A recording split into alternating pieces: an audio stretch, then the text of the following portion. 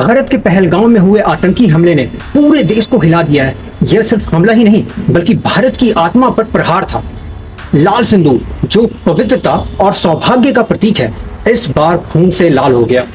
भारत का धैर्य टूट गया और ऑपरेशन सिंदूर के तहत लश्कर-ए-तैयबा जैसे मोहम्मद जैसे आतंकी अड्डों को तबाह कर दिया गया। यह स्पष्ट संदेश था कि हर एक खून का हिसाब एकदम जरूर लिया जाएगा और एकदम ताबड़तोड़ तरीके से लिया जाएगा। पर पाकिस्तान ने सबक नहीं लिया है। 7 मई 2025 की रात में पूंछ सेक्टर में पाकिस्तान की सेना ने निर्देशों पर हमला किया, जिसमें 12 लोग मारे गए, 4 बच्चे और कई श्रद्धालु, जिसमें कि रागी अमरीक सिंह, सैनिक अमरजीत सिंह, रंजीत सिंह, बलबीर कौर शामिल थे। यह गुरुद्वारे पर हमला था जहां शांति और सेवा की भावना रखी जाती है। इसलिए यह हमला सिख समुदाय और मानवता दोनों पर हमला करता है। पाकिस्तान की यह हरकत उसकी हताशा, नीचता और आतंकी मानसिकता का प्रमाण है। इसमें कोई दोहरी राय नहीं है। अब सवाल सिर्फ जवाब का नहीं बल्कि अंतिम निर्णायक प्रहार का है। ऐसा प्रहार जो आतंक की जड़ों को उखाड़ फेंके। 140 करोड़ भारतीय पूछ रहे हैं, क्या ये वक्त नहीं आ गया है कि जिस समय पाकिस्तान को एक ऐसा सबक सिखाया जाए, आतंक के ख्याल से ही डरा दे आने वाली पीढ़ियों को। भारत के सामने कई सारे विकल्प हैं। अगर बात करें कई विकल्पों की, तो भारत सैन्य कार्रवाई कर सकता है। जैसा आप जानते हैं कि ऑपरेशन सिंदूर जैसे हमलों को तेज करना होगा, जैसे कि सीमा पर जाकर आतंकियों और उनके आकाओं को खत्म करना पड़ेगा पूरा जड़ से। भारतीय सेना ने पहले ही कई पाक चौकियों को नष्ट किया है। जो आप जानते हैं कि मसूद अजहर जैसे आतंकियों को छुपाने पर मजबूर किया गया है। अब विशेष बलों की मदद से सर्जिकल स्ट्राइक या एयर स्ट्राइक जैसे कदम उठाने ही पड़ेंगे। जहां तक कि भारत दूसरा कूटनीतिक दबाव भी अपना सकता है। भारत को वैश्विक मंचों पर पाकिस्तान को अलग थलग करना होगा। दुनिया को बताना पड़ेगा कि पाकिस्तान आतंक का निर्णायक है, जो सीधे लड़ तो सकता नहीं है, इसीलिए धार्मिक हिंसा और दंगे फैलाता है। अंतर्राष्ट्रीय मंचों पर प्रतिबंधों की मांग तो एकदम करनी पड़ेगी। यहाँ तक कि भारत के पास कुछ और विकल्प हैं, जैसे कि भारत आर्थिक दबाव तो डाल ही सकता है। अगर बात करें तो पाकिस्तान की कमजोर अर्थव्यवस्था पर प्रहार करना बहुत ही जरूरी है। जो सिंधु जल संधि है, जिसे कि इंडस वाटर ट्रीटी पर रोक लगाना, अटारी बॉर्डर जैसे व्यापारिक मार्ग को एकदम बंद कर देना, आतंकी संगठनों की फंडिंग रोकने के लिए वैश्विक सहयोग जुटाना बहुत ज्यादा जरूरी होगा।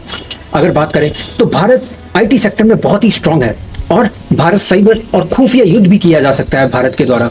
जैसे पाकिस्तान फेक न्यूज और दुष्प्रचार के जरिए भारत में भ्रम फैलाने की कोशिश करता रहता है, जैसे बहुत सारी झूठी खबरें, नेताओं के बीच में मतभेद की अफवाहें तथा सांप्रदायिक तनाव फैलाना।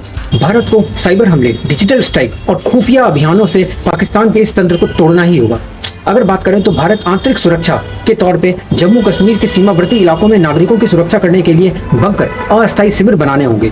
जब तक व्यवस्थाएं नहीं बनती है, नागरिकों को सुरक्षित स्थानों पर स्थानांतरित करने के लिए स्थानीय लोगों को सेना के साथ जुड़ना पड़ेगा और एकदम अच्छी तरह जुड़ करके आतंक के खिलाफ जागरूकता अभियान को चलाना ही होगा।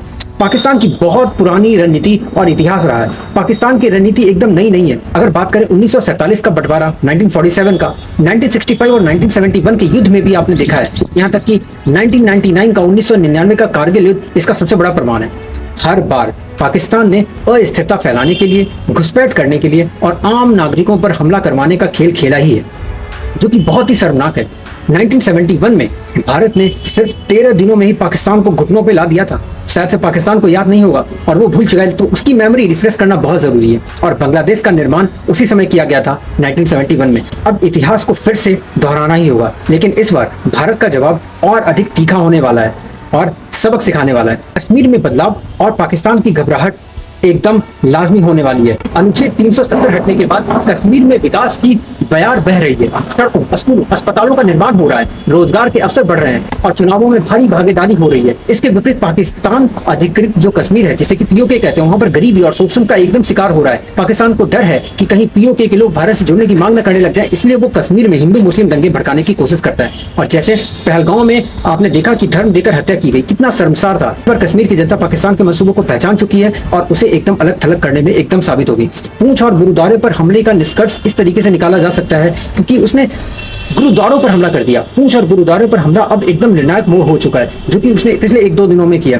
भारत के लिए यह सवाल है कि खून का जवाब खून से, या ऐसी रणनीति जो आतंक को जड़ से खत्म कर दे। सिख समुदाय ने साफ कहा है कि सिख देश की तलवार है, मगर सम्मान पर हमला होगा तो जवाब देने में एकदम पीछे नहीं हटेंगे। विदेशों में बसे सिख संगठन जैसे कि ऑस्ट्रेलिया, कनाडा या अमेरिका में भी इस पर हमले की निंदा बहुत स्ट्रांगली तरीके से की है। पर पाकिस्तान पर दबाव इस तरीके से बहुत ही असली तरीके से, स्ट्रॉन्ग तरीके से बनता है। भारत का असली संदेश और एकदम अंतिम संदेश यही रहेगा और एकदम ये स्पष्ट तरीके से रहेगा कि अब केवल सिंदूर की बात नहीं है, बल्कि अब हल्दी, हवन और तांडव का समय आ गया है। यह तांडव न केवल पाकिस्तान के आतंकी ढांचों को ध्वस्त कर देगा, बल्कि पाकिस्तान को भारत की एकता और शक्ति का संदेश देगा। भारत यह आश्वासन देता है कि पूंछ के शहीदों का बलिदान व्यर्थ नहीं जाएगा। यह आतंक के खिलाफ निर्णायक युद्ध का आह्वान होगा। भारत की नीति अब जीरो टॉलरेंस की होने वाली है। जीरो टॉलरेंस पॉलिसी के ऊपर भारत एकदम अगले कदम बढ़ाने वाला है। अगर पाकिस्तान ने अपनी हरकतें नहीं रोकी तो 1947 में बना पाकिस्तान 2025 में केवल इतिहास ही बन करके रह जाएगा। जय हिंद, जय भारत।